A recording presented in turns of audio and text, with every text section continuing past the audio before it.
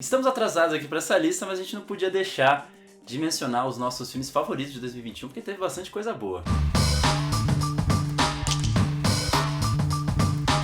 Bom, estamos aqui então para fazer a nossa lista dos melhores filmes de 2021 estrangeiros, porque a gente já fez a de brasileiro, vocês podem conferir aqui no card e na descrição. Como o calendário lá de fora é sempre meio diferente do calendário daqui do Brasil, a gente tem alguns critérios aí para considerar quais são os filmes elegíveis para nossa lista.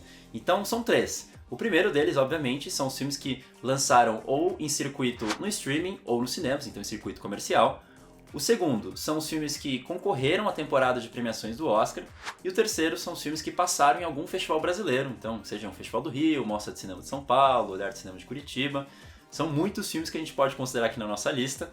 E sempre vale dizer que, como tem essa confusão, a gente considerou alguns filmes que lançaram, por exemplo, no circuito desse ano, em listas passadas, como é o caso de High Life, como é o caso de First Cow. Então você não vai encontrar esses filmes aqui, mas se você for ver as nossas listas antigas, você vai encontrar por lá. Bom, e como o Nathan mesmo citou, de fato nós estamos um pouco atrasados, mas uma boa lista de recomendações nunca é demais e nunca está atrasada aí pra gente trazer filmes bons aí, dicas boas pra vocês assistirem ao longo de 2022. Uma outra coisa bem interessante também da nossa lista é que para cada filme a gente também vai dar uma dica extra que tem a ver com o filme da nossa posição. Eu tenho certeza que algum deles vocês não conhecem ou ainda não assistiu. Então já deixa o convite, já aproveitem e deixem as suas listas aqui embaixo também. Se já tiveram alguns meses a mais aí para correr atrás dos títulos que todo mundo acabou falando, vocês não conseguiram assistir. E também um último aviso aqui antes da gente começar a listar, é que vários dos filmes que a gente mencionar aqui, ou a gente já fez crítica aqui no canal, então vocês podem conferir tanto nos cardzinhos que vão aparecer, quanto também na descrição,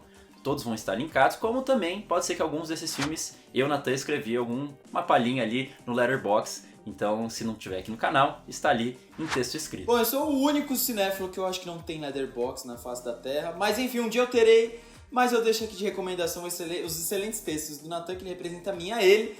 Talvez em alguns momentos só ele. E agora, de fato, entrando na nossa lista, nosso 10º lugar é uma miscelânea cultural, porque o diretor é tailandês, a atriz é inglesa e o filme se passa na Colômbia. Bom, Memória acompanha a Jéssica, que é uma botânica inglesa que viaja à Colômbia para ficar ao lado da irmã doente, né? Nessa temporada no país, ela começa a escutar sons altos que vão tirando ela do sério. Bom, esse é aquele filme que causa bastante estranheza, é um filme que ele é bastante lento, então prepare-se, esteja bastante atento. É aquele filme que ele quase se parece com um suspense, a gente não consegue entender muito bem se o que está acontecendo com a personagem, se é um sonho, se é uma realidade, se são delírios. É um filme que pode evocar temas como solidão, como depressão, porque é uma personagem que ela está num ambiente totalmente diferente do qual ela vive. Ela não consegue ter muita conexão com as pessoas que estão ao redor dela, e ao mesmo tempo que ela dialoga com essas pessoas, ela se sente, parece que ela está ali muito sozinha, muito alheia naquele universo. Então aí fica a dica para esse filme que é um pouco de suspense, é um pouco de drama, de fantasia. É um filme aí do Apichatpong, então fica a dica. Pois é, né? Então a gente acompanha essa personagem que ela passa o filme andando, né? Ela continua andando, procurando uma coisa que ela não sabe muito bem. E vários eventos que ela se defronta no caminho, parece que ela torna essas pequenas banalidades grandes coisas pra ela. Então, por exemplo, ela cria todo um caso de um homem que ela conhece que de repente some, vai ter toda uma trama meio que de suspense por trás desse mistério, um barulho que ela ouve que começa a se tornar cada vez mais incômodo. Então ela precisa de drama na vida dela, só que quanto mais drama ela coloca na vida, mais na próxima vez ela precisa aumentar a dose, né, pra combater essa apatia. Então, como o Éder até comentou no final, a gente até em certo momento recorre a uma coisa espiritual, uma coisa fantástica, que é um certo refúgio, mas também um certo testamento de que ela desistiu dessa vida realista, dessa vida mundana, palpável que ela tem. Bom, aí continuando nessa toada de slow moves aí, a gente tem Drive My Car, que é um filme que tem uma proposta totalmente diferente, é um filme de 3 horas, com muito diálogo, muito aí diferente do Memória.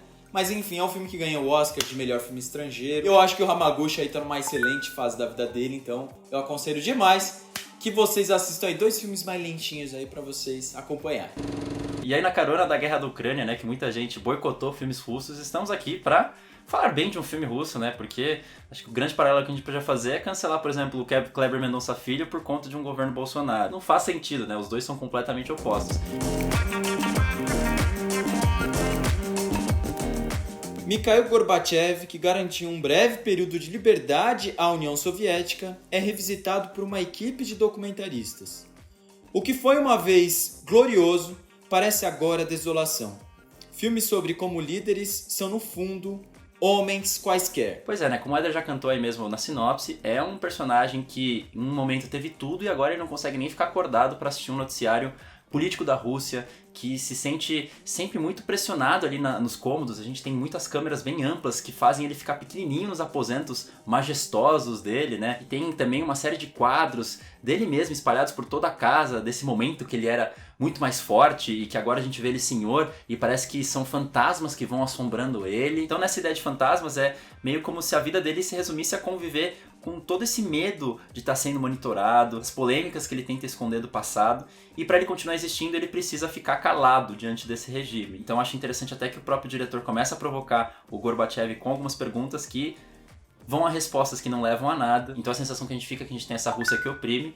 Então, bom, se não tem nada que a gente possa fazer, por que não dormir como o próprio Gorbachev faz em determinados momentos do filme? E esse foi um filme que eu assisti lá no Festival Tudo Verdade de Documentários de 2021, que tem aí uma seleção de filmes mundiais muito interessantes. Esse filme russo estava lá, mas também estava um filme sobre o contexto político ali do Zimbábue, que é o presidente, que é daquele tipo de filmes que mostra a corrupção de um sistema político sem ficar culpando o sistema, embora a gente entenda por todas as coisas que ele vai mostrando que o sistema é o culpado, né? Então ele vai mostrar as tentativas, as traições, as manipulações, vai investigar a comissão eleitoral, vai mostrar como essas forças policiais são corrompidas, o Supremo, vai apurando e provando várias das denúncias que vão aparecendo ao longo do filme, entrevistando pessoas ali desse regime que a partir das suas declarações vão se autoincriminando, e a gente percebe que no final a culpa é desse sistema com letra capital. A gente só não precisa ficar se referenciando a ele como outros filmes fazem e acabam sendo até um pouco ingênuos. E a Netflix vai aparecer mais de uma vez nessa lista. Aí, ó, tá vendo? A Netflix aí dominando tudo. Agora a gente vai falar de um filme espanhol daquele diretor que é super famoso e, pra mim, aqui ó, na minha humilde opinião, poucas vezes errou.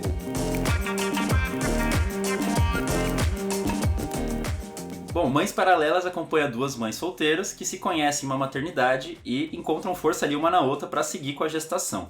E paralelamente a isso, uma delas tenta encontrar as ossadas do avô e de outros homens que foram mortos pela ditadura franquista. Pedro Almodóvar, ele adora falar sobre maternidade, ele traz mais um filme que fala sobre isso. É um filme que traz uma série de reviravoltas, é um filme que mistura suspense, mistura melodrama, algo que ele gosta muito de trazer em seus filmes também. E é um filme também que ele tem uma carga política grande, mas sem ser pedante, como a gente falou na nossa própria crítica, né?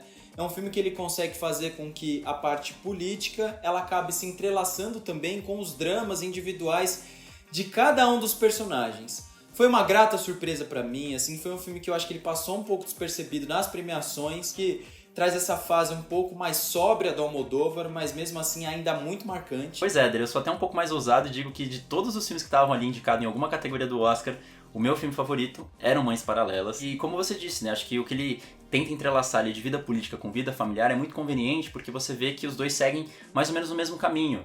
Você vê que essa personagem, ela tenta defender na política que todas as verdades sejam ditas, enquanto que na própria vida ela não consegue fazer isso. E aí a trajetória do filme é justamente com que ela entenda que ela precisa falar as verdades de um drama que ela está tentando esconder, porque só assim ela vai estar pacificada para poder ali também resolver o drama político, né? A gente vê como é preciso resolver certas facetas do passado para que o nosso presente continue seguindo ali até um futuro mais promissor. E é isso, né? Tem toda aquela coisa das cores de Almodóvar que é sempre muito presente, a gente fez até uma análise bacanuda lá no nosso vídeo. E pra mim também tem uma das cenas finais ali mais interessantes do cinema do ano passado, que foi ali quando a gente tem aqueles corpos nas valas, uma mensagem de que as mentiras também matam aos poucos as pessoas vivas. Enfim, se você não assistiu o filme, talvez você não entenda, mas assista lá pra você pegar. E agora a nossa dica extra vai para um que já está bastante conhecido, inclusive é um injustiçado do Oscar de 2022, que eu preciso dizer, que é Ataque dos Cães, Jenny Campbell aí, maravilhosa. É um filme que também tem um ritmo um pouco mais lento, mas ele fala aí sobre um relacionamento bastante misterioso e um relacionamento que acontece nas entrelinhas entre um homem que tem uma sexualidade bastante reprimida e um outro que talvez deseja vingança. Bom, saindo da ditadura espanhola, agora a gente vai falar um pouco sobre a ditadura argentina.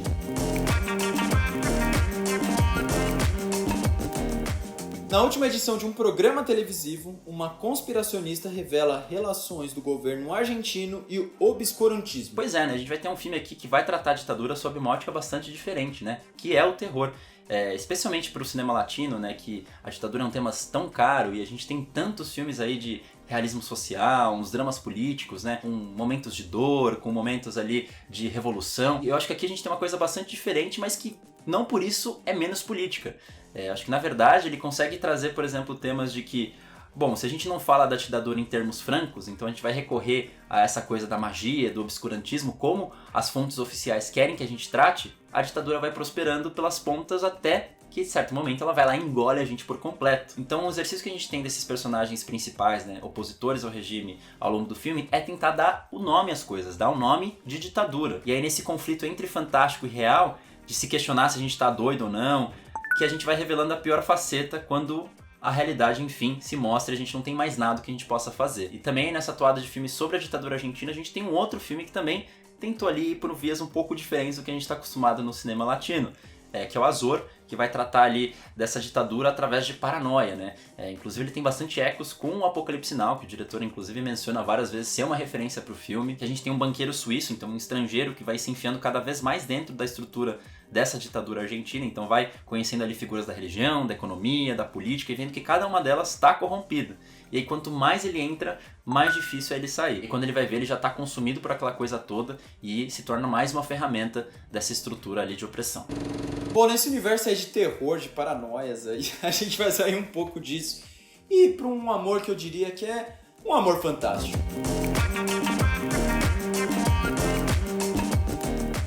O filme trata da modernização do mito de Undine, uma criatura aquática que toma a forma de humano. Aqui, Undine é uma historiadora especializada na urbanização de Berlim. Em um dia de trabalho, ela conhece Christoph, por quem fica super apaixonado. Por mais que a gente diga aqui sobre um amor fantástico, eu acho que há uma certa estranheza também no relacionamento entre essas duas pessoas, porque não é aquele relacionamento caloroso, né? É um relacionamento que ele vive entre será que ele existe ou será que ele não existe, assim. É quase que como esse mito, né, dessa mulher que surge do mar, né? Será que de fato ela é uma realidade ou não? Então eu acho que o filme ele fica caminhando entre esse fantástico e essa cidade meio cinza, desse personagem que ele tá um pouco ali, não digo desconectado, mas é um personagem que parece que tá um pouco sem brilho na vida dele, e quando aparece essa mulher que muda tudo. Então assim, é um filme que eu tenho um misto de sensações, não sei se eu amo de paixão, porque eu tenho um Em Trânsito na cabeça, que é um filme que eu acho maravilhoso. Pois é, a gente tem mais um filme de Christian Petzold, que já figurou em outras listas nossas, esse alemão queridíssimo nosso, mas eu acho que como o Petzold consegue filmar várias dessas locações e criar certas relações de imagem, que vai meio que transparecer um pouco das próprias relações entre o casal principal, que é uma coisa que a gente comenta muito ali no nosso vídeo da crítica, que é o que vai tornar o filme muito elegante, bastante apaixonante. E aí, de repente, nessa mesma personagem que expõe toda essa cidade de linhas bastante duras, também vai surgir uma criatura fantástica, capaz de amar, capaz de quebrar essa crueza, que vai justamente se opor ao progresso dessas metrópoles mais racional, dessas relações humanas aí mais enfadonhas, e vai mostrar esse amor mais impulsivo, mais imediato e, acima de tudo, como a gente tá falando aqui o tempo todo, fantástico, né, dessa fantasia. Bom, aí nossa dica é essa, seguindo nessa toada de filmes de mulheres na água, é um filme croata chamado Murina, que inclusive foi produzido por um brasileiro aqui da RT Features, onde esse mar ali vai servir meio como um refúgio para essa protagonista das brigas que ela tem com o pai, mas também é o lugar onde esse pai vai aproveitar para abusar dela longe dos olhos dos outros. Então, por um lado do refúgio, é esse lugar para onde ela pode nadar onde e quando ela quiser, mas também é justamente o que impede que ela saia da ilha, né? Porque, enfim, ela está completamente em volta de água. E viver a juventude ali nessa metrópole que ela gostaria. Então acho que é muito interessante como o filme trabalha essa relação da água na vida dessa personagem e como ela vai tentar ali o filme inteiro se pacificar em torno dela. E agora ainda nessas bandas aí do leste da Europa, a gente vai dar um pulinho ali da Croácia para a Finlândia, praticamente ali, na verdade, já na borda com a Rússia que quase que onipresente na nossa lista, para um filme aí de um diretor que, pra mim, é um queridinho de longa data e finalmente pode estar figurando aqui com todo o amor e complacência de Éder também. Então, Compartment Number 6 acompanha uma estudante finlandesa que decide viajar para a Rússia para ver aí as famosas gravuras arqueológicas, os petróglifos. ela embarca em um trem dormitório onde ela precisa dividir a cabine com um russo dos mais brutos. Foi aquele filme que eu não fui esperando tanta coisa, né? Porque não era um diretor que eu amava tanto, mas assim, o filme foi me conquistando a cada minuto. É um road movie aí, né? Onde essa personagem, ela viaja por várias cidades e ela vai construindo aí um amor conturbado. É um amor que ali a gente poderia ver que poderia ser problemático, poderia aí ser pautado pela violência, mas é um amor muito intenso. É um amor que tem idas e voltas, é um amor que tem pontos baixos, pontos muito fofos. Então foi assim, foi uma relação que me conquistou muito, porque ela me parecia muito crível, ela me parecia muito real. Em que hora eles estão se amando e outra eles estão totalmente bêbados, prestes a perder um trem. Então, como mesmo o Nathan disse, o Juho Kuosmanen, ele me conquistou e eu tô muito ansioso pra ver os próximos filmes que ele vai fazer. O Nathan sempre falou tanto dele, eu falei, Nathan, talvez, né? Mas aqui ele ganhou meu coração. Pois é, né? Outro filme que eu sempre me refiro aqui é O Dia Mais Feliz da Vida de Ollie Mack, que vai ter ali alguns paralelos com esse filme, né? Vai ali tratar desses pequenos momentos de desconforto, que pra maior parte das pessoas ali ao redor não são nada, mas que pra essa protagonista vai gerando uma coisa que parece que ela quer se libertar disso tudo, só que essa liberdade não vai numa grande catarse, como a gente tem num filme, uma grande declaração de amor, porque na verdade nesse filme não importa muito se esses personagens vão terminar juntos ou não, né? O que importa na verdade é que ela possa viver a vida comum, a mais banal. Essa é a grande liberdade dela, é a grande liberdade de Ollie Mack, e eu acho que o Kuosmanen sabe fazer isso muito bem.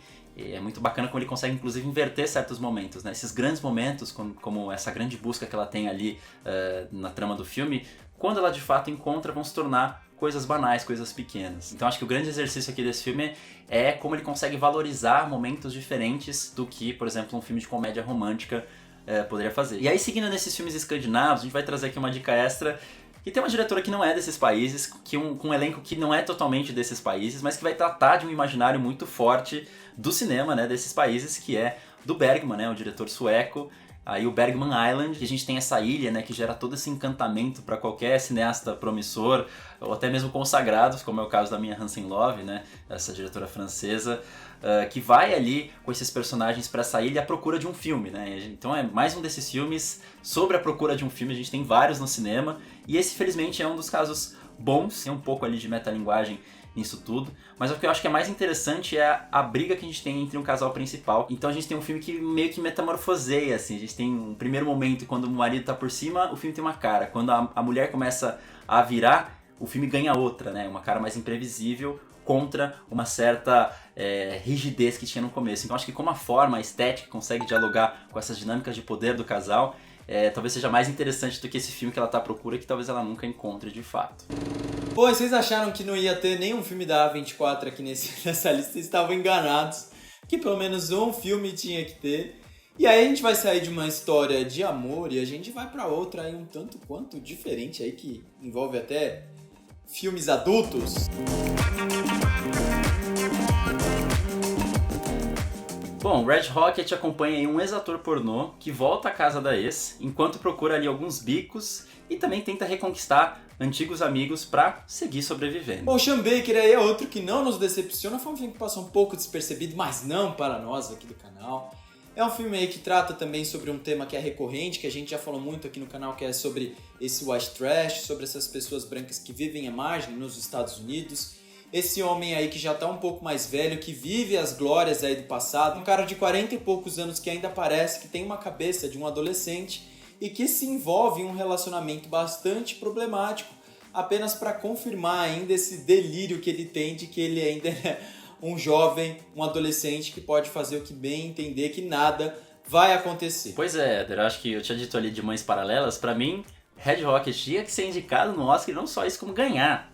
Porque pra mim ele dava de muito em todos os filmes que estavam lá, mas tudo bem. Dito isso, né, o Sean Baker é um diretor aí que tem muito uma coisa de um realismo humanista, né, que vai tratar desses personagens ali que estão à margem, mas de uma forma muito carinhosa, né, vai acompanhar essas peripécias, mas que não necessariamente julga eles por isso tudo, né, faz com que eles vão entrando ali nas piras deles até que eles mesmos se auto-incriminem. Então acho que é interessante como tem essa crueza muito forte, mas ao mesmo tempo ele embarca na fantasia que o personagem tem. E falando em fantasias, acho que uma das mais fortes ali pra ele é esse sonho capitalista, né, dele ser um homem bem-sucedido, ser um homem com quem ele tenha pessoas que gostem dele, e a gente vai vendo que cada vez mais ele vai falhando. É um filme que em muitos aspectos vai lembrar o Projeto Flórida, então se você gosta daquele outro filme, eu recomendo completamente que você assista esse também. E além de tudo isso que a gente comentou do Red Rocket, acho que ele também se enquadra um pouco nessa tendência de hangout movies, né, desses filmes de curtição, que reúne um monte de jovem, reúne personagens que aparecem e desaparecem, mas que também acabam sendo muito o sintoma de uma época, de um lugar específico no tempo. Só em 2021 a gente teve um outro filme que também fez muito sucesso, meio que nessa pegada, que é o Licorice Pizza, do Paul Thomas Anderson, mas a nossa dica extra aqui vai para um outro filme francês chamado A l'Abordage, que eu até faço um comparativo aí para quem assistiu Licorice, né, porque a gente tem também personagens que são um pouco questionáveis, mas o que me incomoda às vezes um pouco no Licorice é que o filme ele tá rindo junto de piadas homofóbicas, junto de piadas contra asiáticos e um monte de outras coisas, e fica por isso, enquanto aqui no All Hands on Deck isso tudo tem esse bom humor, mas ele também marca certos limites sem pra isso parecer uma coisa pedante. Eu acho que dentro dessa dinâmica dos personagens ele consegue desconstruir tudo isso, porque afinal, apesar de um filme ser de uma época passada, não deixa de ser um filme de 2021. E agora finalmente nós chegamos ao nosso top 3, aquele top 3 que marcou a gente realmente em 2021.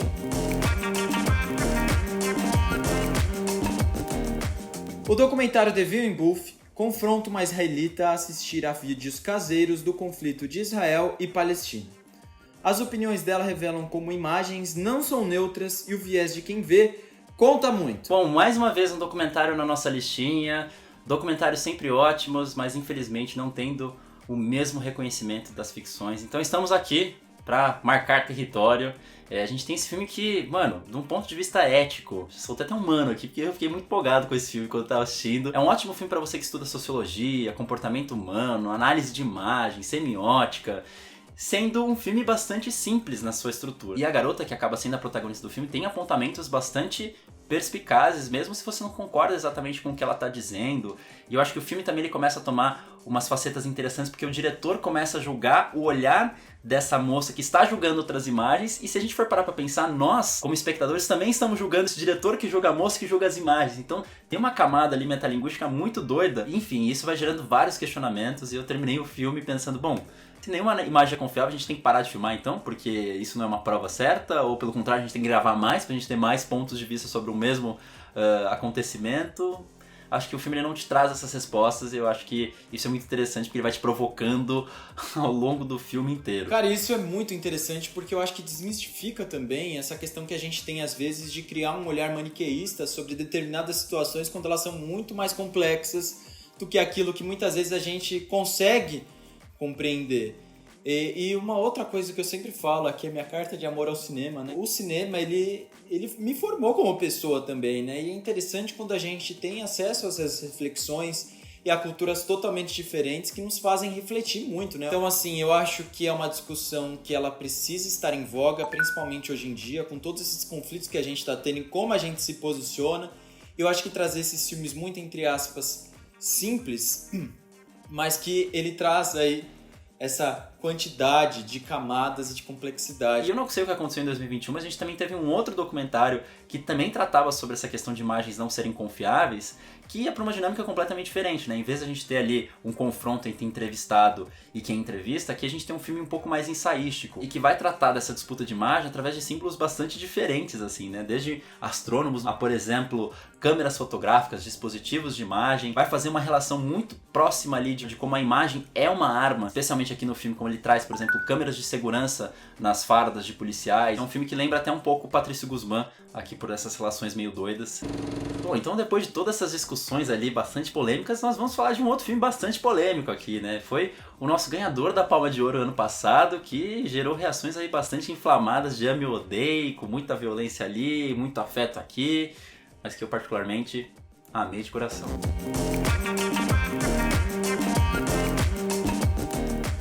O em Titane, após sofrer um acidente de carro, Alexia coloca uma placa de titânio na cabeça. Dali em diante, sexo, morte e afeto são alguns dos ingredientes de um dos filmes mais divisivos, como eu disse, de 2021. Eu acho que é um filme muito bom porque você vê a complexidade da personagem e você consegue muitas vezes entender ou tentar entender o porquê que ela age da forma que ela age, né? Então você vê que é uma personagem que ali, à primeira vista, é grotesca, uma personagem que ela é bastante violenta, mas que com o tempo ela vai criando laços afetivos ali que até então a gente não esperava que pudessem ser construídos, né? Então você vê que é uma personagem ali que acaba também nos surpreendendo, né? E ela é bastante contraditória, é uma personagem que eu não sei o que achar muito bem dela, eu acho que isso é muito bom, porque mostra as várias facetas que ela pode apresentar socialmente. Então vocês veem que a nossa lista tem que ser um pouco democrática. Pra mim seria meu filme favorito, mas temos aqui que fazer concessões. Mas eu acho que pra mim a palavra de Titânia é fluidez. Eu comentei lá na crítica como existe essa fluidez de desejo, de expressão de gênero, de afeto. Então na mesma cena você vê que essa personagem ela ama, odeia, ela despreza, ela deseja, ela transa, ela mata. E aí nessa intensidade de vontade a gente vê que tem grito, tem gemido, tem sangue, tem gozo, tem cuspe, tem baba de convulsão. Então tudo vai dividindo ali o mesmo espaço, de forma que o prazer e a dor elas ficam meio que indissociáveis. Vão se confundindo, né?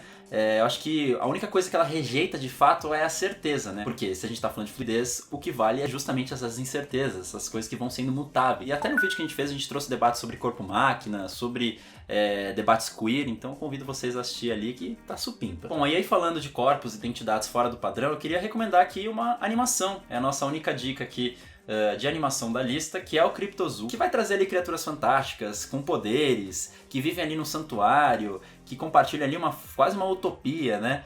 E aí com todas essas palavras vocês podem estar pensando que soa como um X-Men, porque é de fato, né? Acho que tem toda essa mesma dinâmica ali para discutir esses corpos, essas criaturas marginalizadas, e acho que a diferença aqui é que ele vai trazer toda uma mitologia de criação do mundo, no melhor estilo Adão e Eva, só que vai ser um filme também bem mais despudorado, com bastante violência, com nudez, aí, bem diferente do que a gente tem ali nos X-Men. Isso tudo com esses contornos meio mal traçados ali dessa animação. Recomendação zona, hein? Bom, e aí nosso primeiríssimo lugar, já vou lançar a braba, na minha opinião, é o filme que deveria estar representando o Japão no Oscar, é o filme que devia ter tido todo o hype, porque eu particularmente acho que é muito superior do que o tal do Drive My Car, que bombou aí nesse último ano. Então Roda do Destino vai acompanhar 3 histórias de desejo e afeto no Japão contemporâneo.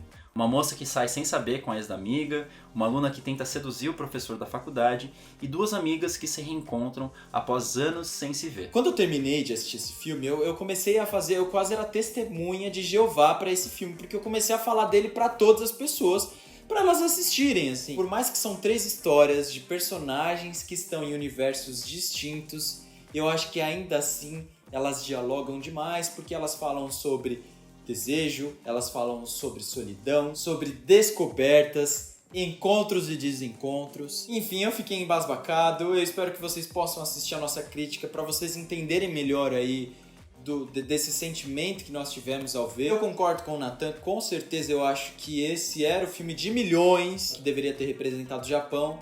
Mas ainda assim eu gosto de Drive My Car também, o Nathan não gostando tanto. São essas histórias ali que acontecem ao acaso na vida dessas pessoas, elas vão abraçando de forma até meio fantástica muitas vezes, especialmente nessa terceira, mas se a gente for ver, nas outras também tem um pouco disso, né? Porque quando você tem uma certa performance, né? Quando você quer parecer uma pessoa que não necessariamente você é, você também está fantasiando, e é isso que as 3 histórias fazem, é isso que meio que une todas elas. É um dos filmes ali mais sensuais sem aparecer uma cena de nudez no filme todo. Bom, e a nossa última dica extra aqui não poderia ser outra, né? Estamos aqui falando de Hong Sang-soo, com A Mulher que Fugiu. Ele tem aí vários filmes que ele vai repetindo procedimentos, alguns eu acho bem chatinhos, mas eu acho que quando ele acerta bem. E aí a gente tem mais uma vez aí a Kim Min-hee como a parceira de sempre dele, que se separa do marido por um final de semana e encontra amigas e outras mulheres pelo caminho. Então os homens eles sempre vão estar à espreita dessa história, sempre meio que gerando um certo incômodo para essa protagonista. Ela até vai precisar voltar pro marido no fim, mas eu acho que é uma história bem singela de liberdade, especialmente ali pelo final, nesses espaços masculinos que essas mulheres ali vão ressignificando. Então é isso. Eu espero que vocês tenham gostado muito dessa lista, assim, ela foi feita com muito carinho, de filmes que realmente mexeram com a gente em 2021. Eu espero que a lista de 2022 possa vir tão boa quanto essa.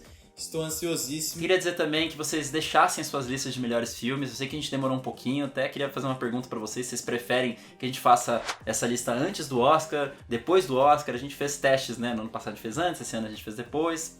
Enfim, não sei como é que vai se reagir em questão de visualização, mas a gente queria saber como é que vocês preferem. Comentem aí embaixo também. E é isso, gente. Muito obrigado, até a próxima e com muito mais dicas aí. É isso, um grande beijo e até mais. Valeu!